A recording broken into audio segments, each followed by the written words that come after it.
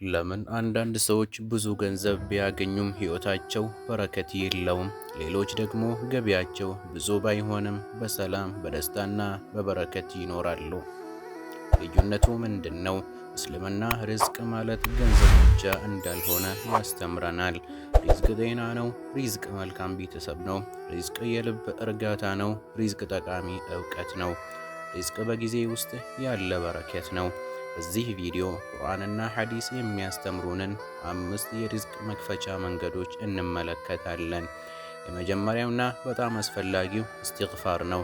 ኢስቲግፋር ምንድን ነው? ኢስቲግፋር ማለት አላህን ይቅርታ መጠየቅ ብቻ አይደለም፣ ልብን ወደ አላህ መመለስ፣ በሰራነው ስህተት መጸጸት ነው፣ እንደገና ለማሻሻል መወሰን ነው። ብዙ ሰዎች ኢስቲግፋር የሚያደርጉት ትልቅ ኃጢአት ሲሰሩ ብቻ ነው። ነገር ግን ነቢዩ ሰለላሁ ዐለይሂ ወሰለም እያንዳንዱ ቀን ብዙ ጊዜ አላህን ይቅርታ ይጠይቁ ነበር። ይህ ለኛ ትልቅ ትምህርት ነው። የነቢዩ ኑህ ዐለይሂ ሰላም መልእክት አላህ በሱረቱ ኑህ እንዲህ ይላል፣ ጌታችሁን ይቅርታ ጠይቁ፣ እርሱ በጣም ይቅር ባይ ነው። ከዚያም ከሰማይ ብዙ ዝናብ ይልክላችኋል፣ በገንዘብና በልጆች ይረዳችኋል፣ የአትክልት ቦታዎችንና ወንዞችን ይሰጣችኋል ይላል። ይህ አያ ኢስቲግፋር ከአላህ ምህረትና በረከት ለማግኘት ከሚያስተምሩን መንገዶች አንዱ መሆኑን ያሳያል። የሐሰን አልበስሪ ምክር ከታዋቂው ታቢዒን አንዱ የሆኑት ሐሰን አልበስሪ ዘንድ ሰዎች የተለያዩ ችግሮችን ይዘው ይመጡ ነበር። አንዱ የደህንነት ችግር አለብኝ አለ፣ ሌላ ዝናብ አልዘነበም አለ፣ ሌላ ልጅ የለኝም አለ። ለሁሉም የሰጡት ምክር አንድ ነበር፣ ኢስቲግፋርን አብዙ። ይህን ሲጠይቋቸው የሱረቱ ኑህን አያዎች አነበቡላቸው። ዛሬ ምን እናድርግ? ኢስቲግፋር ማለት ስራን መተው አይደለም። ሙስሊም ይሰራል፣ ይማራል፣ ሐላል ሪዝቅ ይፈልጋል። ከዚህ ሁሉ ጋር ግን በየቀኑ አላህን ይቅርታ ይጠይቃል። ምክንያቱም በረከት የሚመጣው ከአላህ ነው። ምናልባት ዛሬ ሕይወትህ ከባድ ሊሆን ይችላል፣ ነገር ግን የአላህ የምህረት በር ሁልጊዜ ክፍት ነው። ስለዚህ ከዛሬ ጀምሮ ኢስቲግፋርን የዕለት ልማድህ አድርግ። ምክንያቱም ወደ አላህ የሚመለስ ሰው ፈጽሞ ኺሳራ አይደርስበትምና። ኢስቲግፋር ልብን ወደ አላህ ይመልሳል። ነገር ግን ከዚያ በኋላ የሚመጣው ጥያቄ ይህ ነው፣ አላህ ሪዝቅን ለማን ያሰፋል?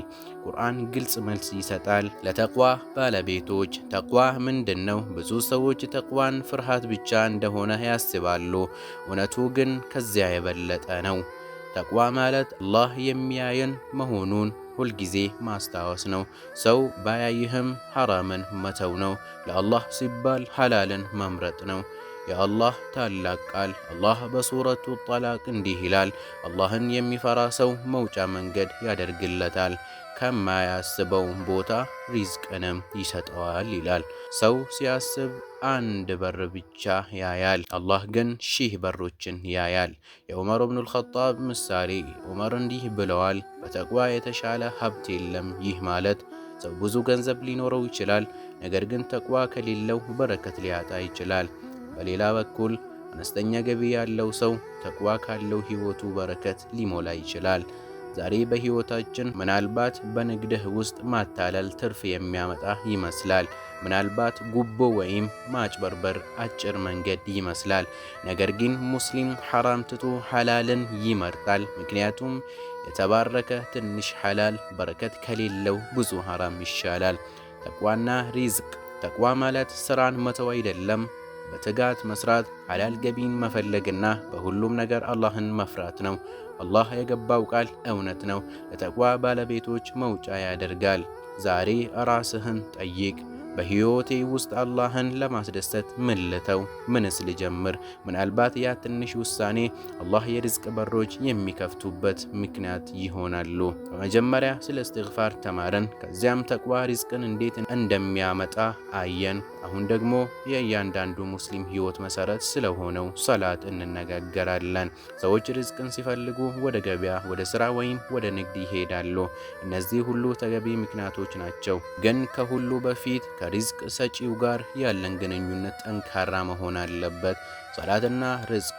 አላህ በቁርአን እንዲህ ይላል፣ ቤተሰብህን ሰላትን እንዲሰግዱ እዘዝ፣ በእነርሱም ላይ ጽና፣ እኛ ርዝቅን ከአንተ አንጠይቅም፣ እኛ እንሰጣሃለን። እስቲ እነዚህን ቃላት በጥልቀት እናስብ። አላህ ሪዝቅን ካንተ አንጠይቅም ይላል። ሰው መስራት አለበት፣ ጥረት ማድረግ አለበት። ግን ሪዝቅ የሚመጣው ከአላህ ፍቃድ ነው። ነቢዩ ሰለላሁ ዐለይሂ ወሰለም ሲጨነቁ ሐዲስ እንደሚያስተምረን ነቢዩ ሰለላሁ ዐለይሂ ወሰለም አስቸጋሪ ሁኔታ ሲያጋጥማቸው ወደ ሰላት ይመለሱ ነበር። ይህ ለኛ ትልቅ ትምህርት ነው። ዛሬ ችግር ሲደርስብን ብዙ ጊዜ መጀመሪያ የምንከፍተው ስልካችን ነው። ነገር ግን ነቢዩ ሰለላሁ ዐለይሂ ወሰለም መጀመሪያ ወደ አላህ ይመለሱ ነበር። የሰላት በረከት። ሰላት ገንዘብን በቀጥታ አያወርድም፣ ነገር ግን ሰላት ልብን ያረጋጋል፣ ዲስፕሊን ያስተምራል፣ ጊዜን በስርዓት መጠቀም ያስተምራል፣ ከኃጢአት ይጠብቃል። እነዚህ ሁሉ በህይወት ውስጥ በረከት እንዲመጣ ምክንያት ይሆናሉ። ሰላትን አታዘገይ።